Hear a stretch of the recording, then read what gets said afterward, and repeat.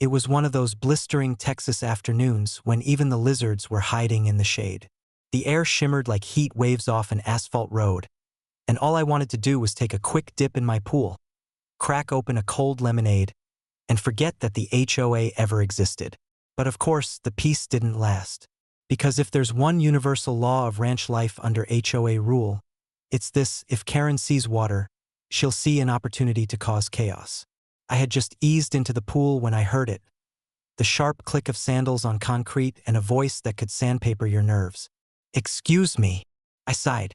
"Morning, Karen."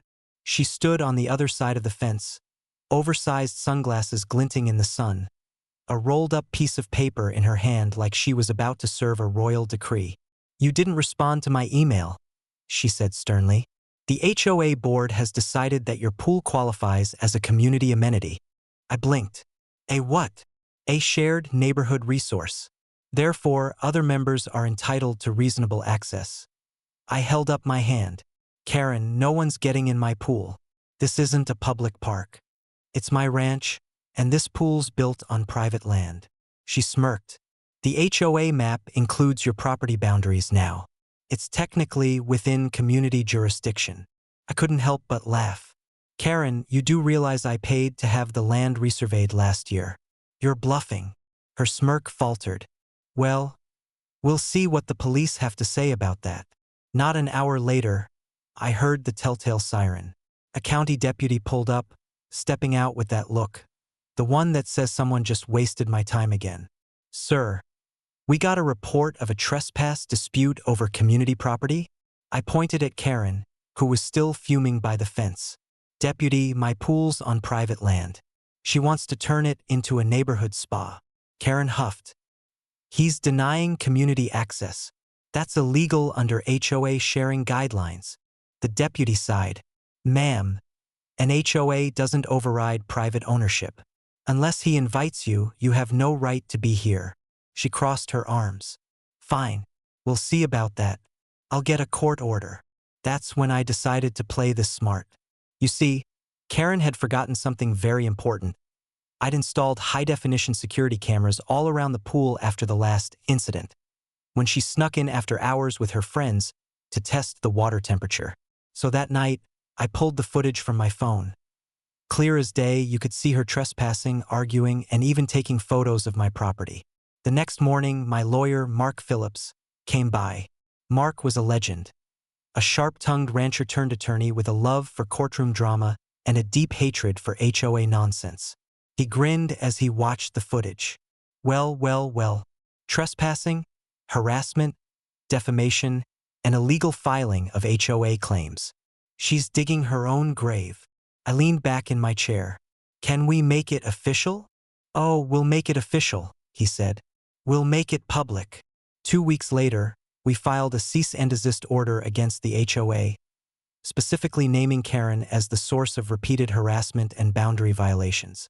We also attached the footage of her arguing with the deputy, trespassing, and taking unauthorized photos. When the letter hit the HOA office, it caused a full-blown meltdown. Karen stormed into my driveway the next day, red-faced and shouting.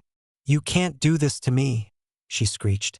"I was protecting community interests." I pointed at the no trespassing sign. "You're about to be protecting your own reputation in court." "You're bluffing." I smiled. "Am I?" That's when Mark stepped out from my porch, holding a manila folder. "Miss Karen, consider yourself officially served. You'll want to read pages 3 and 4.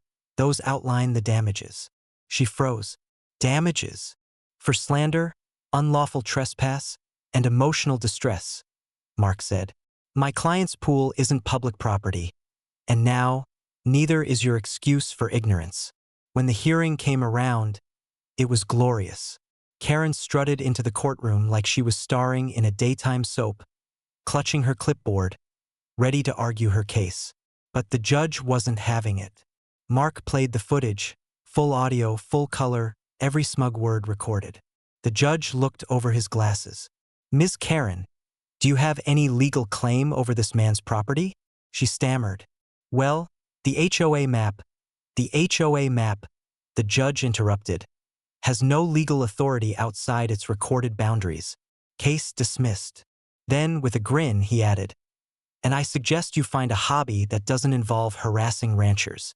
The HOA was fined for overreach, Karen was ordered to pay my legal fees, and I received a written apology.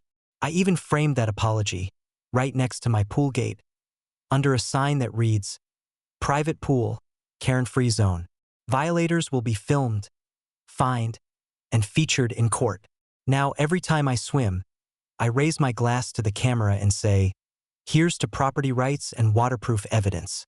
And funny enough, the pool's never been quieter. Smiling face with sunglasses, person swimming, male sign.